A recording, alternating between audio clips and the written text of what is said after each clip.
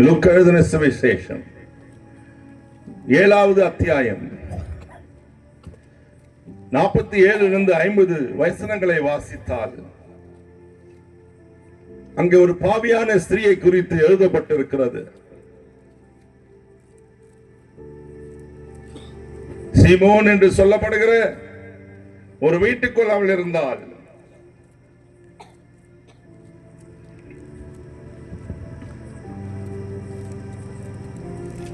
இந்த பெண்ணை எல்லாரும் பாவி என்று அறிந்தார்கள். இந்த கடைசி வார்த்தைகள் இப்படியாய் சொல்லுகிறது. யாராவது வாசிப்பீங்களா அதை எனக்கு பிளீஸ்? 8ஆம் அதிகாரம். ஓகே.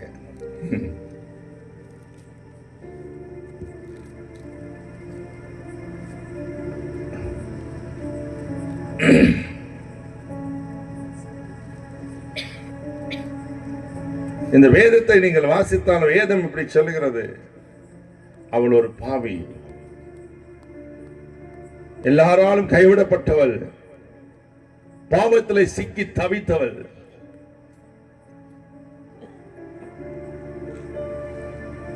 அவளுடைய வாழ்க்கையில அவளுக்கு விமோச்சனம் இல்லாமல் இருந்தது.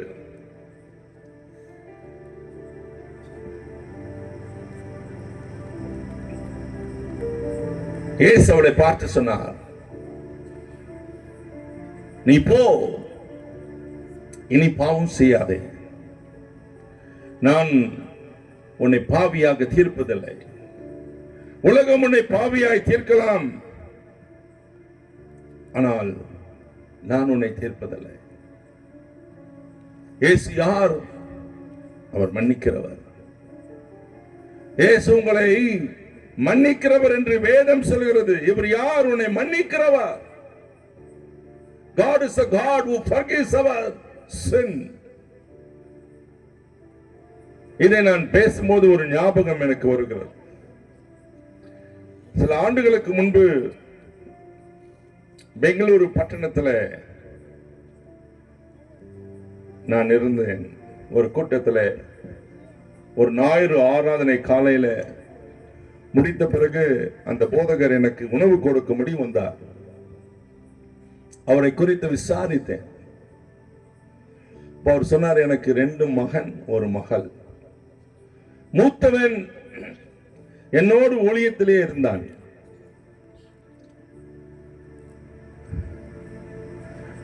எல்லாவற்றையும் நேர்த்தியாய் செய்வான், அருமையாய் பிரசங்கிப்பான், அருமையாய் பாடுவான், இசை கருவிகளை அருமையாய் இசைப்பான். ஒரு நாள் கூட்டம் முடிந்து அவன் வீட்டுக்கு செல்லும் போது எதிர்க்க ஒன்மே டிராபிக்ல வந்த ஒரு போலீஸ் வாகனம் அவன் மேல் மோதியது.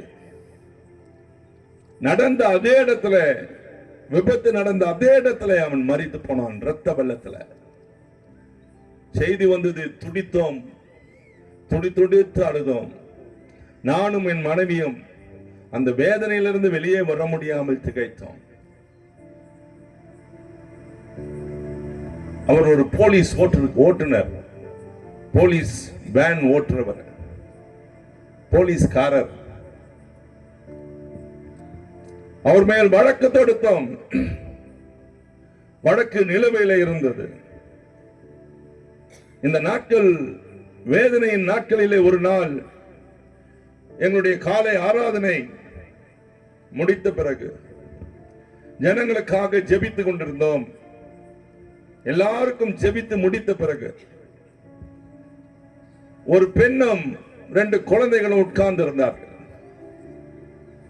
அவர்கள் படுதா போட்டு இருந்தார்கள். அவர்களை பார்த்து முகமதியர்கள் என்று நான் அறிந்து கொண்டேன். ஏதோ வேதனை, ஜெபிக்க வந்திருக்கிறாங்க ஆலயத்துக்கு என்று உணர்ந்து அந்த போதகர் அவரிடத்துல போய், அம்மா உனக்கு என்ன வேணும், உனக்காய் எதற்காய் ஜெபிக்க வேண்டும் என்று கேட்டார். அந்த பெண் அவரை பார்த்து கண்ணீரோடு, உங்களிடத்திலிருந்து எனக்கு ஒரு உதவி வேணும் என்று சொன்னார். பண உதவி வேணுமா? பிள்ளைகள் படிக்கணுமா? கடன்ல சிக்கி இருக்கிறாயா? என்ன? அவள் மெதுவாய் சொன்னாள், ஐயா என்னுடைய கணவர் ஒரு ஓட்டுநர்.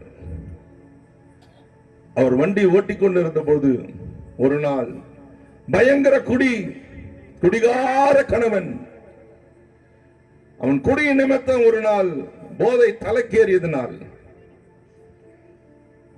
எதிர்க்க வந்த வாகனம் தெரியாமல் மோதினான். அந்த விபத்துல ஒருவர் மரித்து போனார். வழக்கு அவர் மேல் பதிவாகி இருக்கிறது. என் கணவர் ஜெயிலில் இருக்கிறார். இப்பொழுது அவரை விடுவிக்கணும். எனக்கு ஆள் தெரியல. எங்கெங்கயோ போய் பார்த்தோம், போலீஸ் அதிகாரிகள் எல்லாம் பார்த்தோம். இவர் ஒரு போலீஸ்காரர் அல்லவா, உதவி செய்வார்கள் என்று எல்லாரும் சொன்னாங்க. வழக்கு ரொம்ப ஸ்ட்ராங்கா இருக்கு, அவரை விடுவிக்க முடியாது. வழி தெரியாதனால உங்ககிட்ட வந்திருக்கிறோம். நான் ஒரு முகமதிய பெண், எனக்கு இறங்குங்க என்று சொன்னார். யார் இருந்தால் எந்த ஜெயில இருக்காரு, அவர் பெயர் என்ன சொன்னார். அவர் வேற யாரும் இல்ல, உங்க மகனை கொன்று போட்ட அதே நபர் தான். தூக்கி வாரி போட்டது. பழைய ஞாபகம் வந்து விட்டது. மனைவி அழைத்தார், சம்பவத்தை சொன்னார். இருவரும் அழுதார்கள். அவள் காலை பிடித்துக் கொண்டு கெஞ்சினாள், என் குழந்தைகள் வாழ வேண்டுமானால், நான் சுமங்கலியா இருக்க வேண்டுமானால் என் கணவர் வெளியே வர வேண்டும், இல்லை என்றால் அவருடைய வேலை போய்விடும். எங்களுக்கு இறங்க. அவள் சொன்னால் 2 நாள் கழித்து வா. வீட்டுக்கு போனார். தூங்க முடியவில்லை, சாப்பிட முடியவில்லை. கணவனும் மனைவியும் சேர்ந்து அழுதார்கள். என் பிள்ளை மரித்து போனதே, எங்களை அப்பா அம்மான்னு கூப்பிட்ட அந்த அன்பு மகன் மரித்தானே, எனக்கு பின் அவன் தான் இந்த சபையை நடத்துவான், இருக்கிற மற்ற சபைகளை நடத்துவான் என்று நினைத்தேன். அவன் மரித்தான். அவன் இருதயத்தில் ஒரு மல்லிய சத்தம்.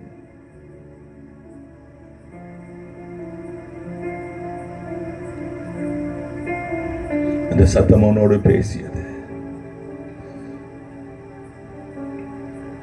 இயேசு மன்னிக்கிறதிலே தயவு பெருத்தவர். நான் பிரசங்கிக்கிற அந்த ஆண்டவர் மன்னிக்கிறதில் தயவு பெருத்தவர்.